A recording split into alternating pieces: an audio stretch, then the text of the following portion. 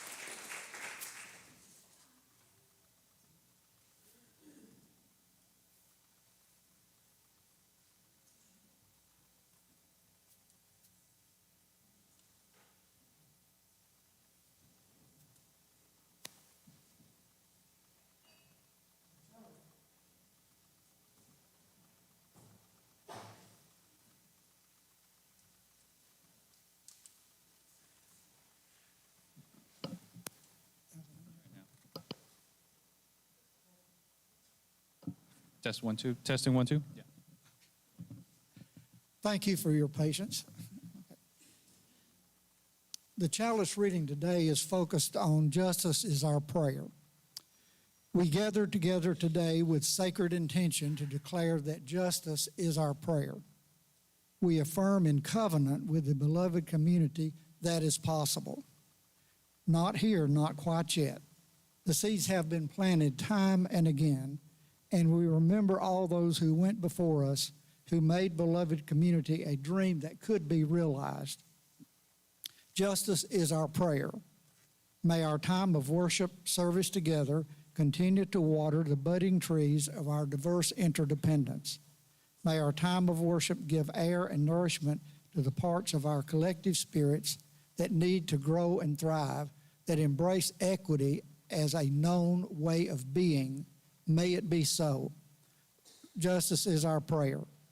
We affirm in covenant with the beloved community that is possible. May it be so. Let us worship together this morning. Okay, now in the spirit of inclusivity and welcome, please take a few minutes to greet those around you, especially someone you may not know or recognize. And the folks online, please greet each other in the chat. Greet.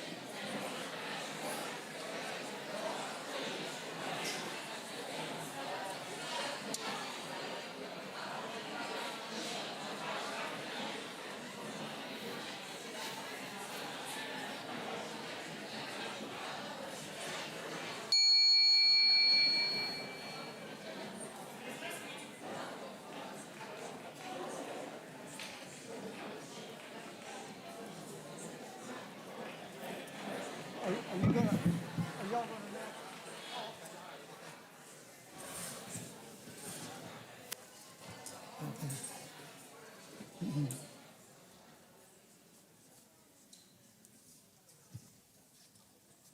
We have a lively crowd this morning for a really not very pleasant day. Okay, our opening hymn. Please rise in body or spirit and join in the singing of hymn number 134 as found in the hardcover hymnal.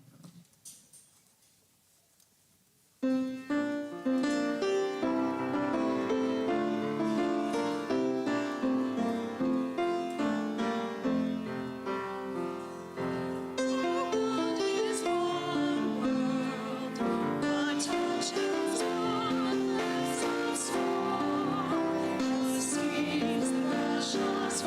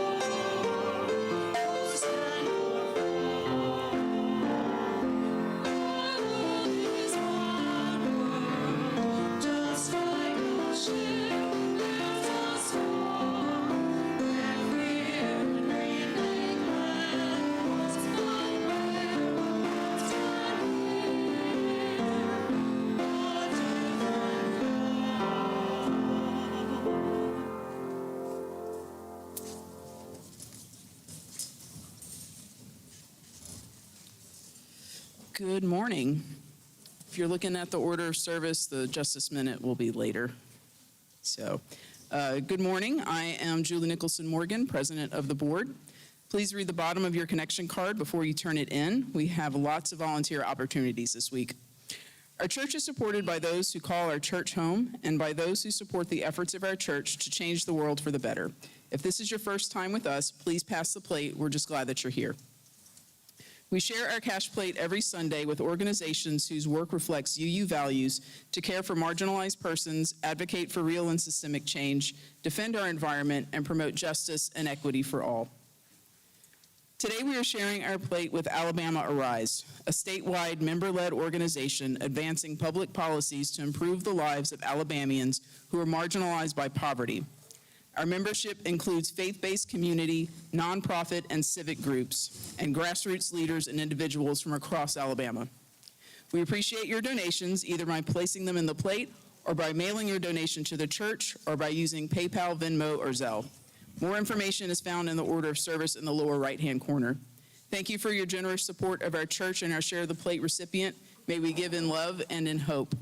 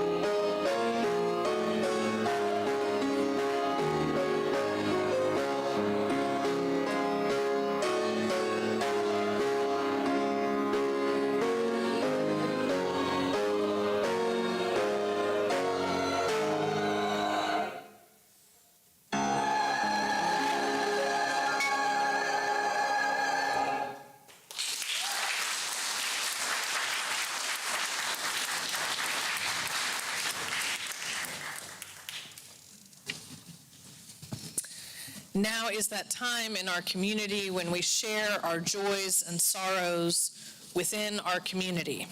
For those of you online, please share yours in the chat and hold one another in love.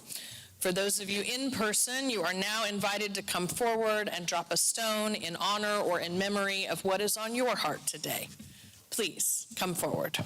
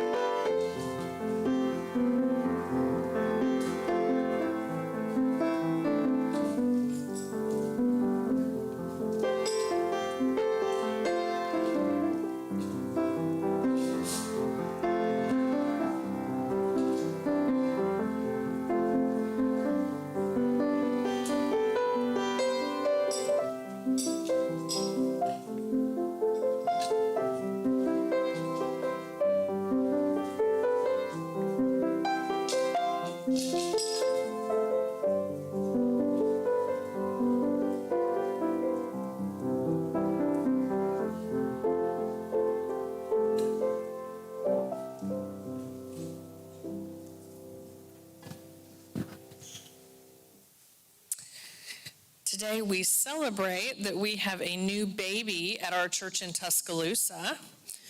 Mariah and Troy welcomed baby Beverly this past week, so we are so excited for you all.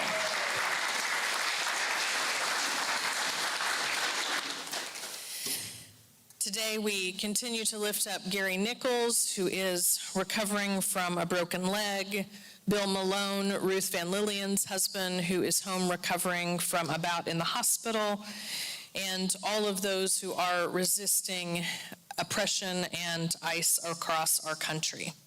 May we keep one another in our hearts and minds in a spirit of community and love.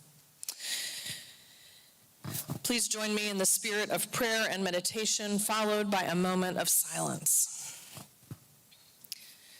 Spirit of life and love, universal love, known by many names and none at all, our hearts are stretched thin.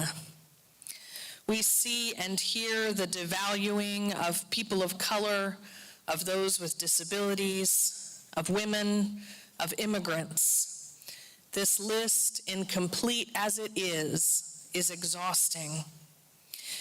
And yet we hold fast because we carry hope in our hearts, Hope that together we can dismantle systems of oppression. Hope that the collective of American humanity will look at one another and say, this has got to change. However thin our resilience may be wearing, we do not give up or give in. We look around and see our friends and neighbors carrying signs, moving and marching together because we must not give up. We join the thousands of people in the streets. We move for justice. We live for peace. We will not rest until we are heard. We will not rest until equity is made more real all around us. We look within our hearts to the burning coal that is our center of being, the place where our hope for the world lives, the place where our faith in humanity resides, and there we find the strength and courage to continue moving forward, however muddy and rough the path may be. Let us take a moment of silence together.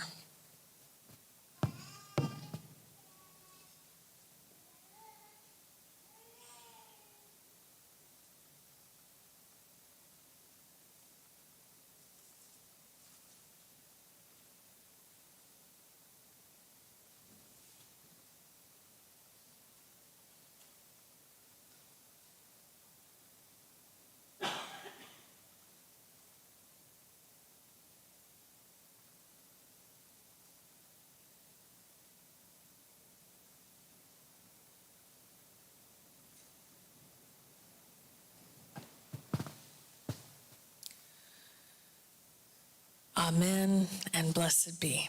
Will the children please come forward?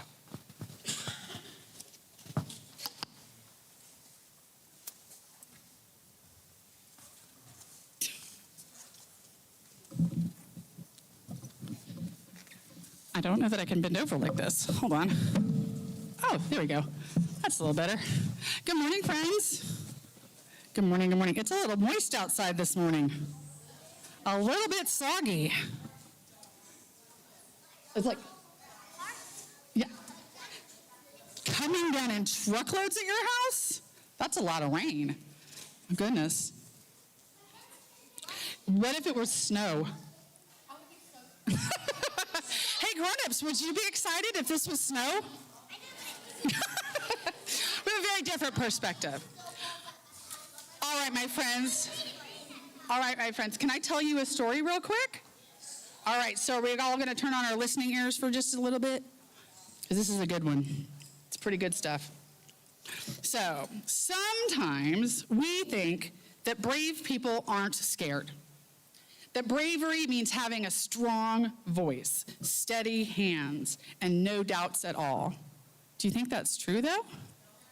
No, but that's definitely not really true. Sometimes people feel it in their bodies. Just 1 second, Ryan. Their hearts beat faster, their stomachs flutter, their thoughts race in their head, imagining what might happen next. And sometimes people feel all of that at the same time and still choose to do something. Have you ever felt that way, Ryan? Everything's afraid of something? Absolutely. Have you guys ever felt that feeling before, though? I definitely have. So I want you to think about a time when you knew that something mattered, but you felt like your voice was just a little bit stuck. Can you think of a time like that? Maybe you wanted to say, that's not fair. Maybe you wanted to say, please stop, or I don't agree, or maybe it was the very hardest thing of all, I need some help. Have you ever felt that way? Before we speak, our bodies often react first. Our shoulders get really tight, and our throats feel dry, and our minds whisper warnings, things like, what if I'm wrong? What if I make people angry?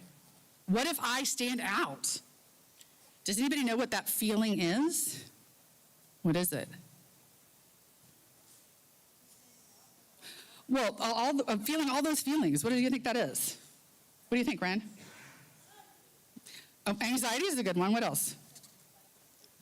You could say fear. Sometimes being afraid of things, being fearful. Yeah. So fear, though, or anxiety, is not a failure. It's a sign. It's a signal that something really important is happening. It tells you that we care about something, even if it's a scary thing. And as in our Unitarian Universalist faith, we affirm the inherent worth and dignity of every person, right? And when that worth is ignored or denied in a classroom or on the playground or out in the community or even in the wider world, sometimes speaking up is not just a personal thing. Sometimes it gets so big it becomes public. What do you think that looks like? What do you think it looks like if a bunch of people speak up at the same time? Exactly. Bingo. Ezio got it. Protest. That's where protests come in. Has anyone here been to a protest? You two grown-ups. Anyone here been to a protest? One or two, right? So protests are what happens when people get together and say, this matters. This isn't right. We can do better than this. Protests can look different, though, right? They don't all look exactly the same.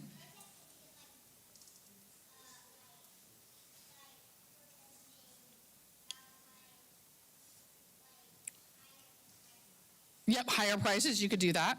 Stark talked about the other day about doing things like not going to a particular place because they treat their employees badly. But so it can be things like letters. You can write letters to people. That's a protest. You can sign petitions. You can wear buttons or T-shirts or a color. Sometimes it's things like marches and standing outside with signs. But sometimes they're quiet. They're just people standing still, holding candles, refusing to turn away. Even grown-ups feel afraid at protests. Isn't that right, grown-ups? Really? You guys aren't afraid? I'm always pretty afraid. But they worry about being seen, they worry about being judged, they worry about what might happen next, but they still show up because they're doing it to help you. Not because they're fearless, but because their love is louder than their fear. If you feel comfortable, grown-ups, you too, if you feel comfortable, raise one finger if you've ever felt scared to speak up about something. Yeah. All right. Now, raise two fingers if you've ever spoken up with someone else, maybe with a friend or a family member or a group of people. So just look around, see how many people are holding up two fingers. So many people it feels so much better to do it together, right? That's what it is. It's that community growing courage. When we're together, we can speak up. So in Unitarian Universalism, we believe in justice, equity, and compassion, and we believe that those aren't just ideas, that they are practices. And sometimes those practices ask us to use our voice, our presence, to say we are here, we care, we will not be silent. And so when your voice feels small, or when your sign feels too heavy, or when your legs feel shaky, remember this. You don't have to be fearless. You don't have to do it alone. And you don't have to speak any louder than your love. Take the next honest step. Stand with others. Let your voice join the chorus calling for dignity and justice. And this community, these people, will all stand with you. Amen and blessed be. You ready to go downstairs for some community time? Grown-ups, can you sing us downstairs?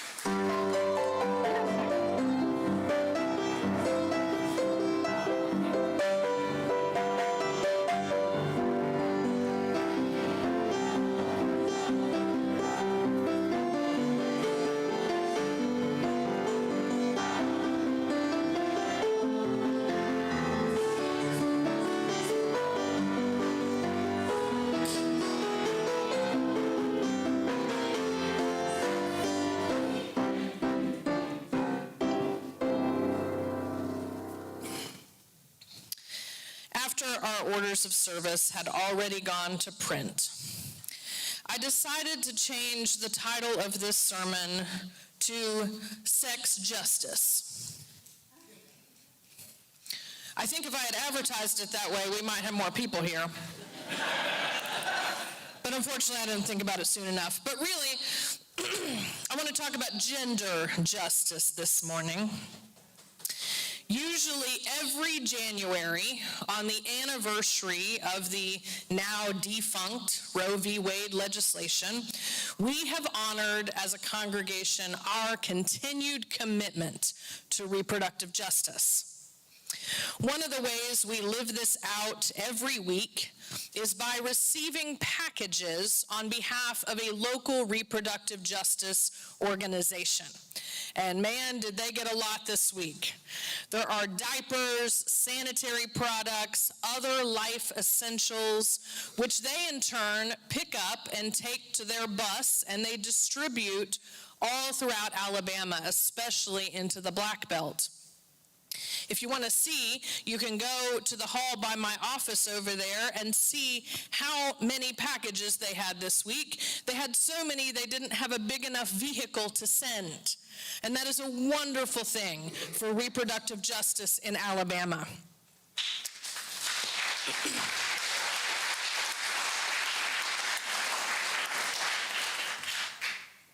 This is one of the easiest ways that we can support them. It literally costs us nothing. They just don't have an office or a place for those packages to land. And we also continue to supply our bathrooms with family planning essentials. I am honored to be the only pastor in Alabama that I know of that has my name prominently on family planning essentials.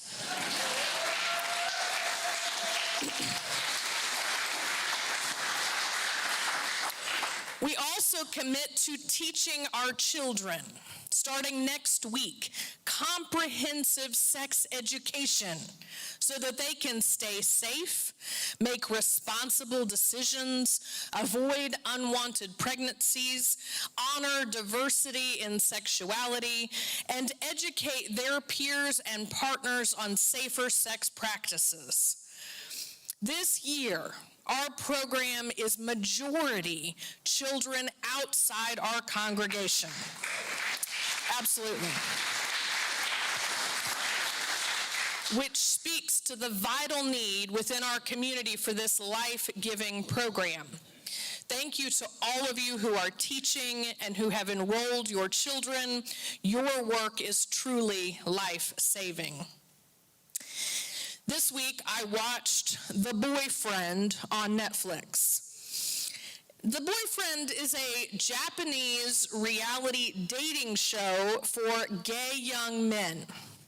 Now, why I clicked this is a whole nother sermon.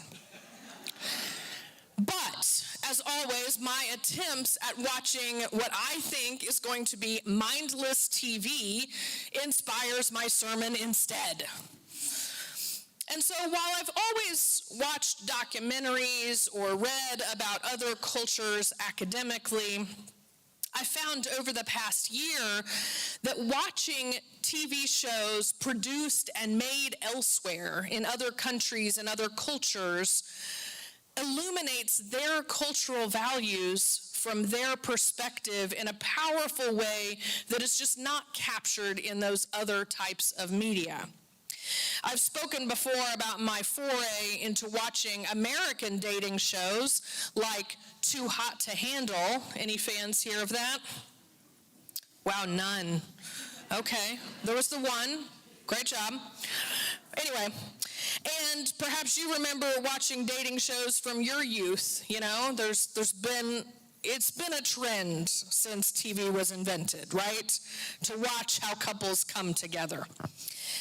So, I was immediately struck by these differences in this Japanese dating show and the American shows that I have watched. The highly modest and mannered Japanese culture reflected a show that was not focused on physical intimacy, but was focused on building trust and exploring compatibility between partners. There's only one kiss the entire first season. And the greater goal among all of the men who are interviewed was to reach a point that they could express their feelings about someone else openly. That was their goal for coming on the show. and each of them in turn did so. And unlike American TV shows that transport contestants to deserted resort islands, this show housed the men very much in their ordinary lives.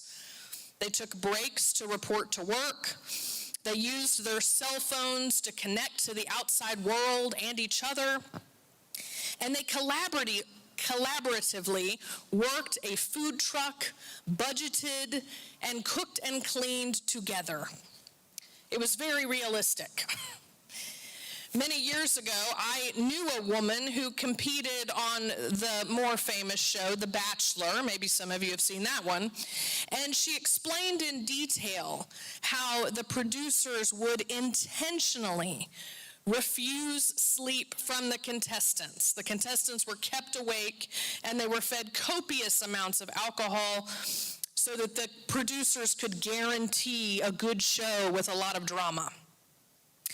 Considering the differences, I thought that this Japanese show would be devoid of drama because they were well cared for and were getting adequate sleep.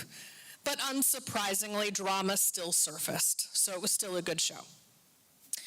But what truly amazed me about watching these young men interact was the lack of toxic masculinity. They had impeccable concern for one another. They were gracious, they were grateful, and even during unwanted expressions of affection, they were mindful of one another's feelings. They shared space equitably and well, despite often competing for the same man's affections. There were no angry outbursts. Even the 5 commentators on the show, whose opinions are woven throughout each episode, described each man and each interaction with compassion, care, and concern appropriately. At the end of the season, I resolved to myself, the United States has a toxic relationship with masculinity.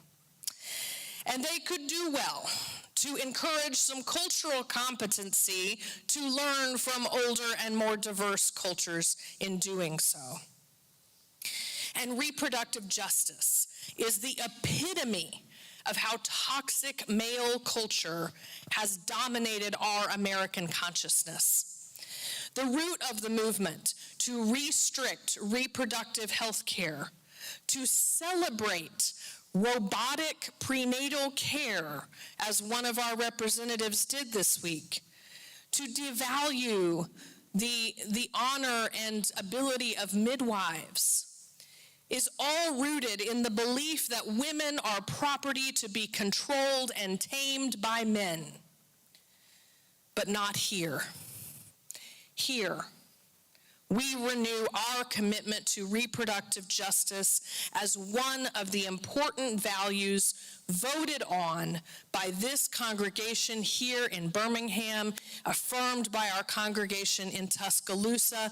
Medical decisions should be between a person carrying the child and their medical doctor without interference from the state, especially for religious reasons.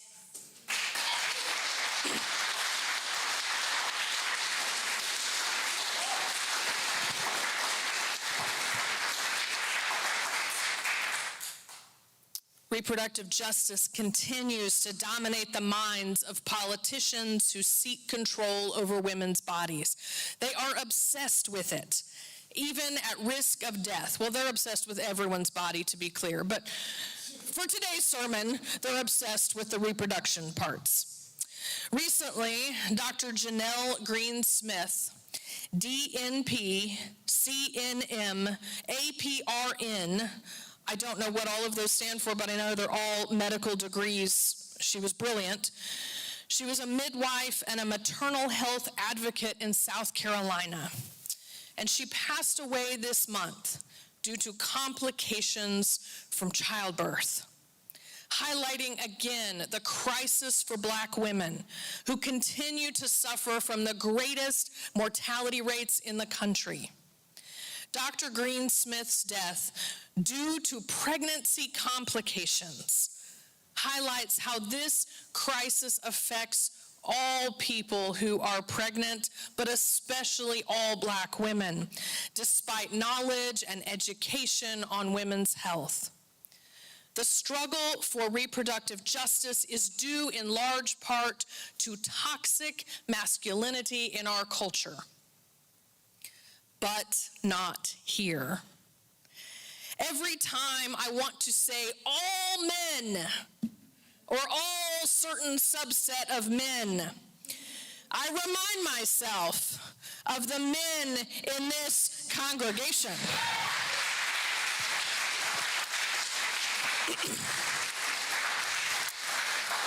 Men who treat us fairly, who fight for our rights, who attend reproductive justice protests along with us, who will work with us to defend the 19th Amendment, which is already in the target of this administration. These men defy statistics. You, gentlemen, and in Tuscaloosa, defy statistics. And I want you to know that we who are not men notice. You create beloved communities amongst yourselves that are so worthy of note. Our MUGS group, created by and for our elder men, continues to grow and flourish and honor healthy masculinity and exemplify care for one another. Where in our culture do you see older gentlemen taking care of one another? Here. Recently, one of the regular attendees shared with me about his experience. He said, "It's a group of men, and none of us is the leader. We all share equally, and no one dominates." That's amazing. We need more mugs in the world. Can we see the hands of our mugs who are here with us this morning? We love y'all. Woo!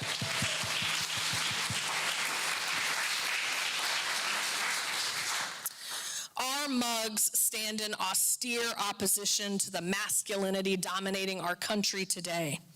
Fragile male egos, entitled men who demand smiles and affection, press their fingers into the throat of our democracy as they aim to strip women and non-cis men of our humanity and of our rights.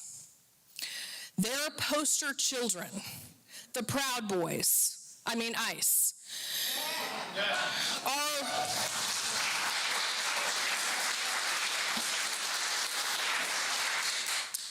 they are weak men who believe weapons are the only sign of strength, and violence is their privilege to disperse as they wish. Most notably, we have watched the past couple weeks as the media focuses on Minneapolis, where this past weekend, many of my colleagues gathered to show their support in wake of Renee Good's murder 2 weeks prior. Renee's state public execution in front of her loved ones, where she suffered for 8 agonizing minutes without medical intervention, is absolutely a cataclysmic tragedy rooted in toxic masculinity, underscored by her last words, "That's fine, dude. I'm not mad at you." The ICE agent's last words to her are not worthy of repeating, but you've probably read them. But suffice it to say that he summed up his toxic male hate for her succinctly and odiously, angry that she would dare speak back to him, angry that she would dare choose a woman over a man as her romantic partner, angry that she took his power by not even bothering to get angry with him.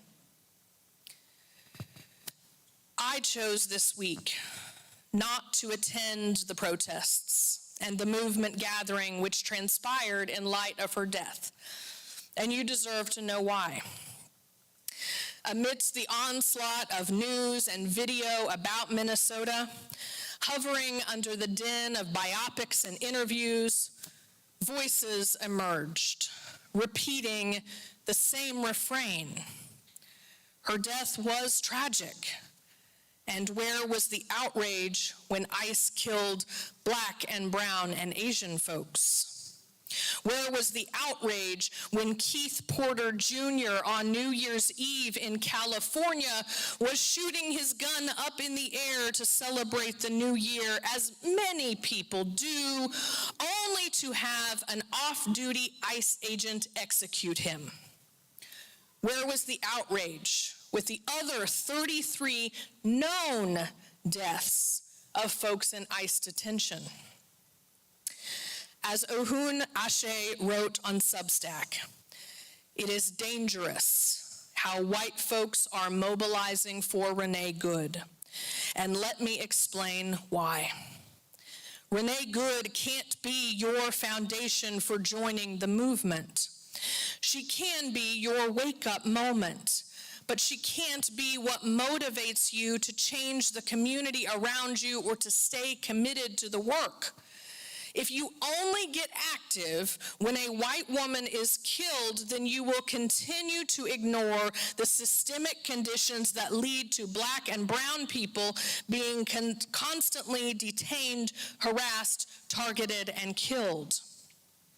If seeing the death of a white woman is what catapulted you to care, then you won't stay. Once the sensationalized feeling of now they're after us too dwindles and reality sets back in, because honestly, they're not after you. White folks being murdered by defending themselves against ICE isn't indicative that white folks are now the target. It's a signal of how unsafe Black and brown folks are now.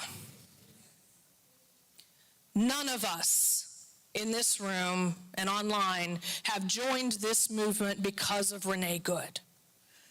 But it is important to hear and understand how other folks are seeing the focus on Minneapolis. When ICE is causing havoc all over our country, when ICE is here right now in Alabama. I thought of the forebearers of this community who centered the experiences of marginalized persons so much during the civil rights movement that our history is not even prevalent outside this congregation. I watched the hearing where Alabama legislators debated whether naturalized citizens were worthy enough to hold office. I considered the use of time and resources to go to Minneapolis and bore witness, as many of you did, of the ICE snatchings in Hoover this week and in our local communities, unmarked and silent, unlike in Minneapolis, with the local police defending all of these kidnappings. Instead of attending the rally, I worked together with the Alabama Coalition for Immigrant Justice on ways that we can support a network of mutual aid and care and advocacy for immigrants right here in Alabama who are disappearing under ICE. And a program is in the works, led by immigrant youth and mixed status kids, to provide mutual aid and help with lawyers' fees for our immigrant neighbors. ICE is already here. They have detained over 40 Alabama children since last January. 6 of those children who were not detained were just left without an adult in Bibb County.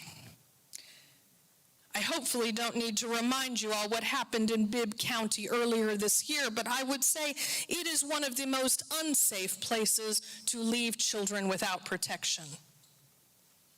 I ultimately concluded that I could be more useful here than in Minneapolis, and they are doing an amazing job at standing up against fascism. Their community organizing is an incredible feat of teamwork. They are so fortunate to have the support of state and local leaders willing to stand up for democracy. And yet, veterans nurse Alex Pretty was still murdered this weekend because he objected to an ICE officer shoving a woman. Violence with toxic masculinity at its core, men who defend women are also in danger. When the world is ablaze, intentionality about how we spend our time and resources and attention reveals a lot about our values. And we all have limited capacity to do this work. I'd encourage each of you to think about the why you choose to engage or not engage in a specific action, and how we can best show up in allyship in these desperate times. Consider, is this the best use of my resources? Is there a way I can channel my outrage or despair to help in my local area where I will make a greater impact? Showing up for one another, especially in local and ongoing ways, is how we cultivate compassion and nurture relationships in our communities. One of the ways we can show up for one another emerged this week. It's to support one of our beloved church families, the Hamleys, whose lawsuit against a local school district has been filed for infringing on the freedoms of speech and assembly for their child who sought to create a club for like-minded individuals. Many of you can imagine the blowback that might occur and can honor the courage that it took to do this.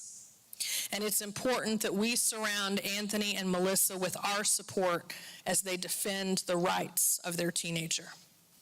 We love you.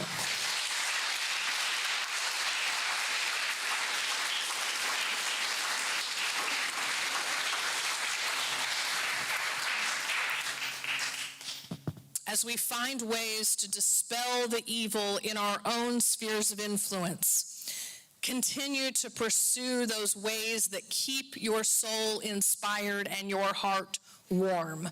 It is harder now more than ever, and it is more essential now more than ever. Last weekend, Stark and I did this by taking the rare opportunity to watch the extended editions of Lord of the Rings in theaters. You can add up how many hours that was. It was a lot. In celebration of the 25th anniversary of Return of the King. And while this may not be your particular fandom or your particular thing that gives you hope, I'd invite you to think about what movies or stories or books inspire your heroism. We also watched The Sound of Music last night. Stark kept saying, "I don't want to watch a movie about music." And I said, "Sweetheart, the music has nothing to do with it." Forgetting that the entire movie is singing.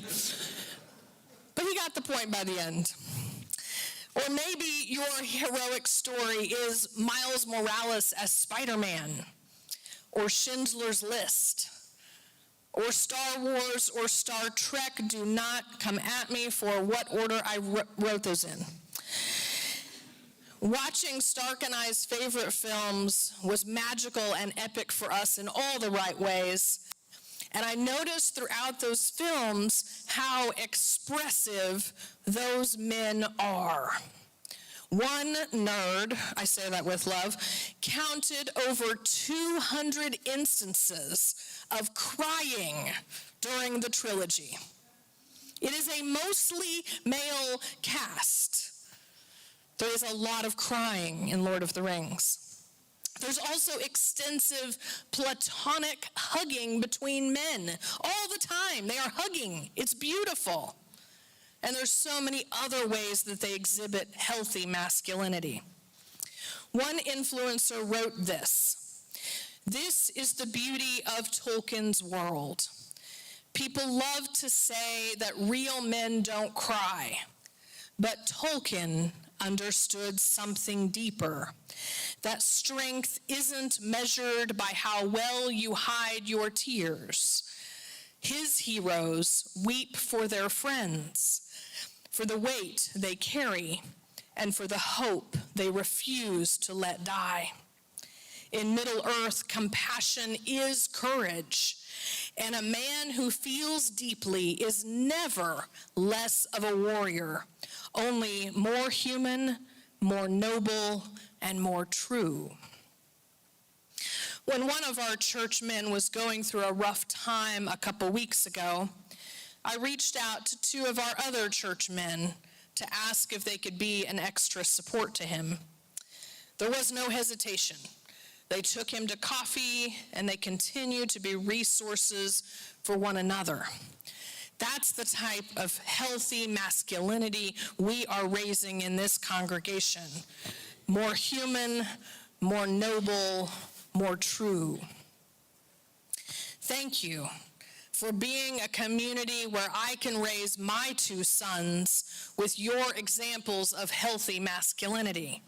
Men who support one another, who show emotion, who redefine what it means to be champions for justice alongside the rest of us. We need your examples now more than ever.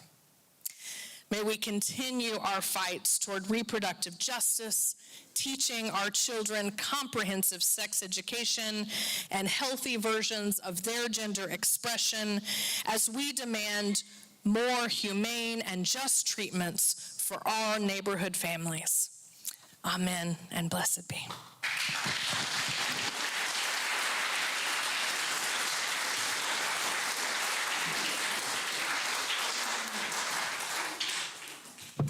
Please rise in body or spirit for our closing hymn, number 170 in the hardcover hymnal.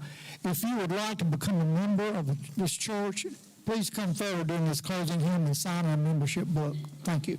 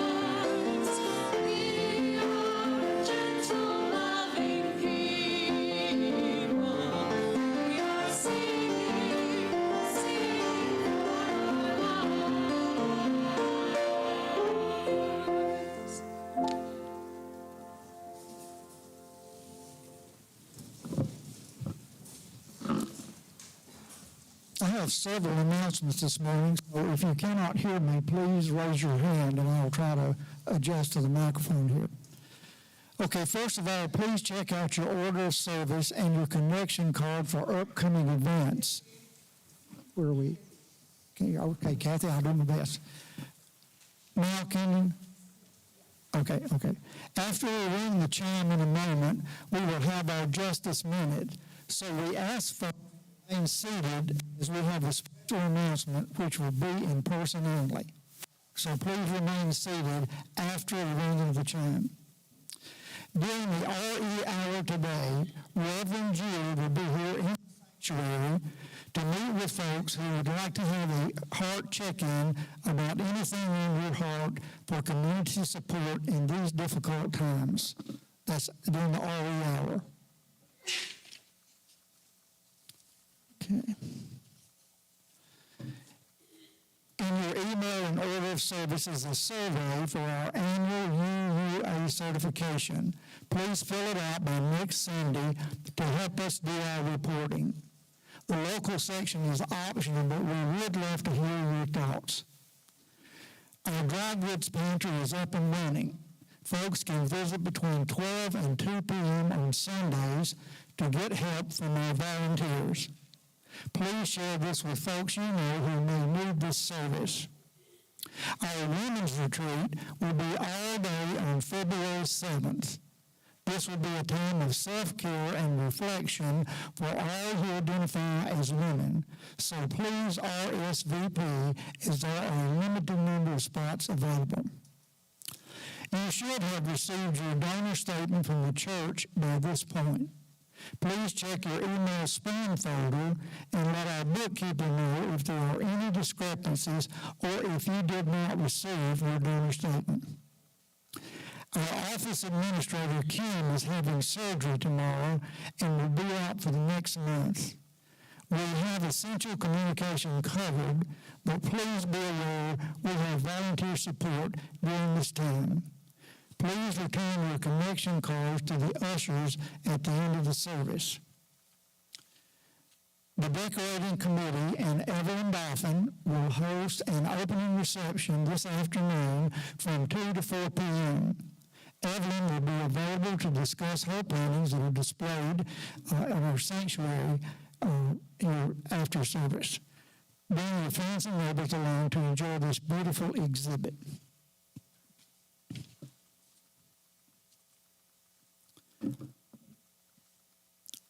In honor of the legacy of our ancestors, let us carry the flame forward as we extinguish the chalice with these closing words.